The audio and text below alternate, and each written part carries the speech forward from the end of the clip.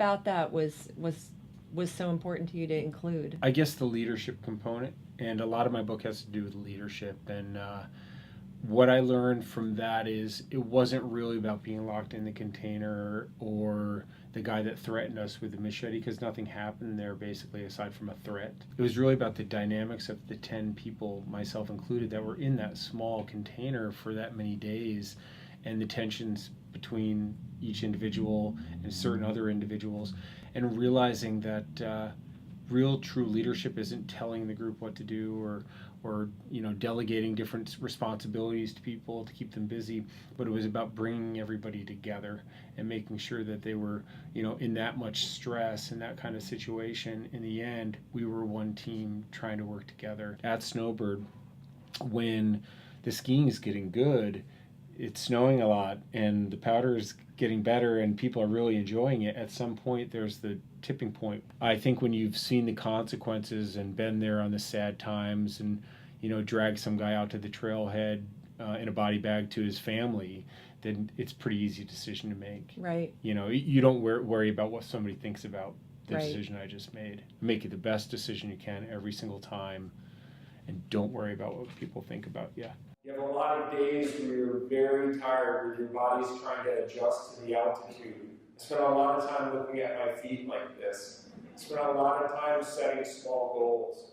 The goal here wasn't to climb Mount Everest. The goal here was to take 10 more steps. The goal here was to stop for less time. And I would count down 3, 2, 1, and I start walking again.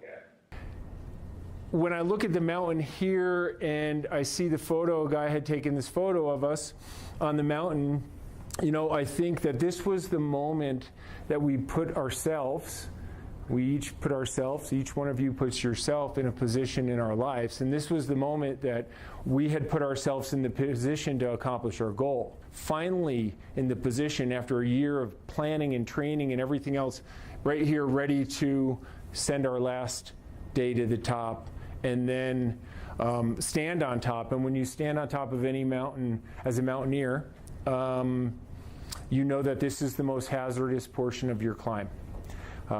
From here on down is the most dangerous portion. We were dehydrated, we haven't eaten very well, we haven't slept very well, we're exhausted for the most part, and now we're going to start to descend for thousands and thousands of feet down the mountain. Our anchors that our ropes are in are going to gain heat from the sun and get loose and all these things, right? So total focus in whatever you're doing is really important. So it's in a minor way when we look at our lives or when we look at a mountain climb to summit the mountain, at that moment, we don't want to be too pleased with our goal of getting to the top. We don't want to be satisfied. We got to continue to keep up the intensity and the focus that it's going to get us back to the bottom and back off the mountain safely, because our goal is always to come home in the end. And it helped me learn how to make decisions that are life or death decisions for myself, for starters, for my teammates after that, and then for the general public when we open the slopes.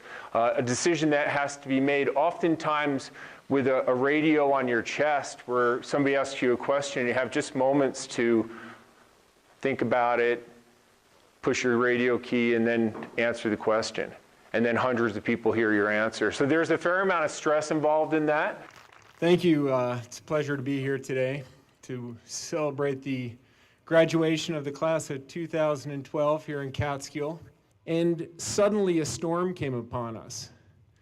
And we started to lose visibility, 100 feet, 50 feet, 10 feet, 5 feet. Soon we were in a complete whiteout situation. I couldn't find my partner. I couldn't find my next wand. I couldn't find my route off the mountain. At 20,000 feet, I was lost on the top of the mountain. I didn't give up. I kept struggling and fighting, and I was determined to get down off that mountain safely. Life will push you guys, and when it does, push back. All right, just climbed Mount Elbrus and coming off, and boy, look at these views, huh? Everybody made it. We had a good climb. It's kind of windy up there. I think it pushed them to their limits, which is always fun. We like to push people to their limits, but not beyond.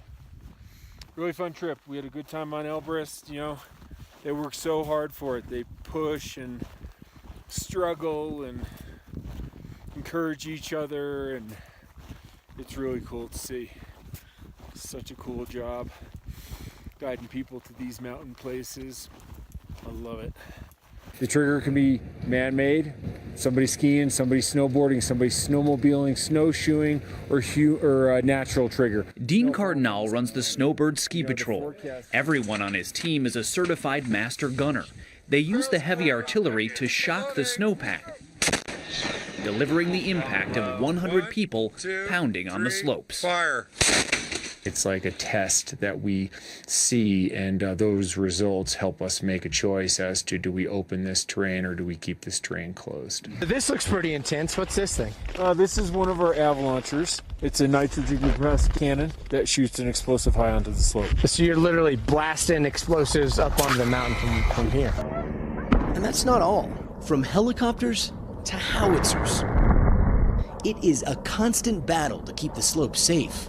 Gentlemen, you got a big one coming at you. What would happen if you guys weren't out here detonating explosives every day? You know, there would be no way that the ski resort could open safely without an aggressive avalanche control program. So the first thing that we taught Jim is that if you were stranded, we'd want to make a shelter, dig down, and make a nice trough that we can lie down in. How deep, Dean? A couple feet would be good. We then cut down some pine boughs off the local trees. We want to put down some sticks on the bottom, and then some of the green to insulate us from the snow. We put sticks across the top, and we put the green on top of that, then snow on top of that. You know, snow is a great insulator, and this is full of holes, so it's just going to really help hold all our heat in there. Oh, it feels wonderful. I'm elevated above the snow with the pine branches. The wind kicked up outside, and I'm in here, and I don't feel any of it at all. You know, when people go into the backcountry, the idea is to have a nice day in the mountains with your friends and do some powder skiing. It's really important that people understand that they need to make good decisions and avoid being buried in snow slides in the first place. Awesome. Thanks so much for being with us today, Dean. Yeah, thanks for having me. It's my pleasure.